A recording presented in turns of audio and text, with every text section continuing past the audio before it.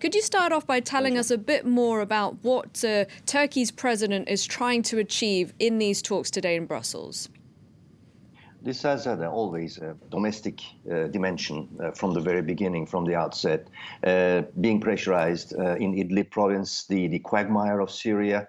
Erdogan, in his anger, in what many see as an impulsive reaction, ordered the massive buildup alongside the Greek border and also the Aegean. And this has caused, naturally, an outrage, especially in Greece. This, as I said, is more or less entirely domestic dimension, also putting a pressure on EU.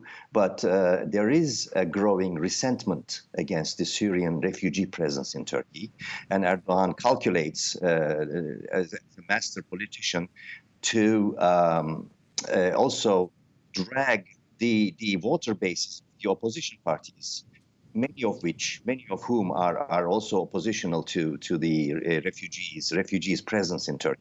So he's trying to hit two birds with a stone, one might say. If you could elaborate on this, when you say domestic dimension, so it's not so much about what he can get out of the EU, it's more about what he can project back home? Exactly. This is something. This is a situation where a politician, long time in power, now as Erdogan is trying to stay in power, being pressurized, and also what many see as humiliation treatment by the Russians. Now Erdogan is trying to stay above the water. And the massive buildup of refugees, of course, did not lead anywhere.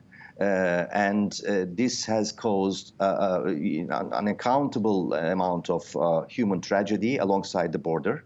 And this time, surprisingly, European Union, the Commission, the top figures of the EU, seem to have changed the attitude, and they are now more harshly responsive to what they see as the threats from Turkish president. So Ursula von der Leyen hours ago said that Turkey must get back all these refugees from Greece and also from the border areas. So this will be sort of an arms wrestling in Brussels today.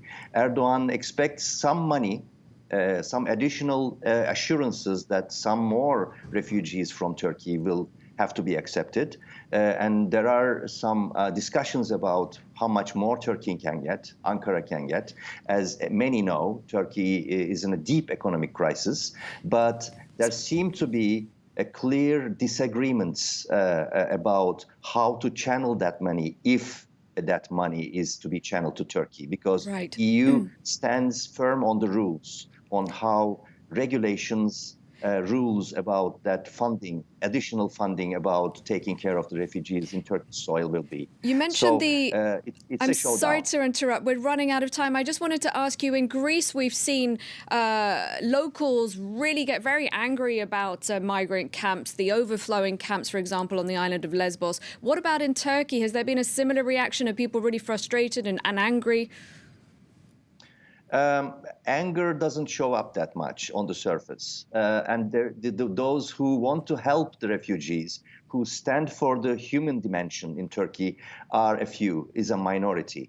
The rest, the major part of the population, stands still and wait for an outcome. There is also a growing dismay with the EU, how EU in general treated Turkey over the years. So this plays out also in a sense that there is no resistance against the government or Erdogan's decisions about the refugee dimension. So this is a different climate, one would say, in comparison with Greece.